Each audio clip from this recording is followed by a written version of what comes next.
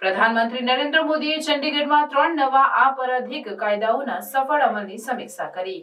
આ કાયદાઓ ભારતના કાનૂની સુધારાઓમાં મહત્વપૂર્ણ મીલનો પથ્થર છે, જે જુલાઈ 1, 2024થી અમલમાં આવ્યા, જે ન્યાય પ્રણાલીમાં પારદર્શકતા, કાર્યક્ષમતા અને અનુકૂળતાને વધારવાનો ઉદ્દેશ્ય ધરાવે છે. મોદીજીની મુલાકાત દરમિયાન તેમણે આ કાયદાઓના રૂપાંતરક પ્રભાવ પર ભાર મૂક્યો, જે ઔપનિવેશિક યુગના ભારતીય દંડ સંહિતા, દંડ પ્રક્રિયા સંહિતા અને ભારતીય પુરાવા અધિનિયમને બદલે છે. નવા કાનૂની માળખામાં ભારતીય ન્યાય સંહિતા, ભારતીય નાગરિક સુરક્ષા સંહિતા અને ભારતીય સાક્ષ્ય અધિનિયમ સમાવેશ થાય છે, જે આધુનિક પડકારોને ઉકેલવા અને ઝડપી ન્યાય સુનિશ્ચિત કરવા માટે ડિઝાઇન કરવામાં આવ્યા છે. ચંડીગઢ આ સુધારાઓને સંપૂર્ણ રીતે અમલમાં લાવનાર પ્રથમ શહેર છે, જે અન્ય પ્રદેશો માટે ઉદાહરણ સ્થાપિત કરે છે. પ્રધાનમંત્રીએ હાઇલાઇટ કર્યું કે નવા કાયદાઓ ઔપનિવેશિક શોષણના અવશેષોને સમાપ્ત કરવા અને ભારતીય બંધારણીય આદર્શોને અનુરૂપ ન્યાય પ્રણાલી સ્થાપિત કરવા તરફનું એક પગલું છે.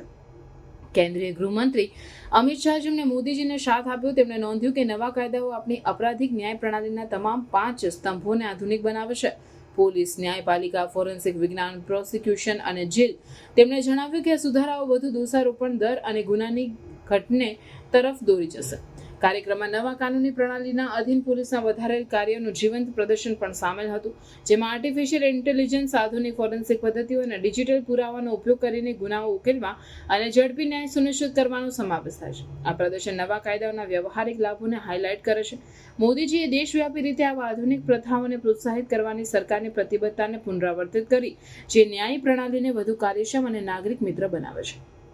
તેમણે મહિલાઓ માટે ન્યાય પ્રદાનમાં આ સુધારાઓના મહત્વ પર પણ ભાર મૂક્યો, જેમાં ભયાનક ગુનાઓના કેસોને ઝડપી બનાવવાના વિશિષ્ટ પ્રાવધાન છે. ચંડીગઢમાં કાયદાઓના સફળ અમલને ભારતના વધુ ન્યાયસંગત અને સમાનતાવાદી સમાજ તરફના પ્રવાસમાં મહત્વપૂર્ણ પગલું માનવામાં આવે છે. પ્રધાનમંત્રીએ સમીક્ષામાં સરકારની સતત સુધારણા અને કાનૂની પ્રણાલીના આધુનિકીકરણ માટેની પ્રતિબદ્ધતાને હાઇલાઇટ કરી.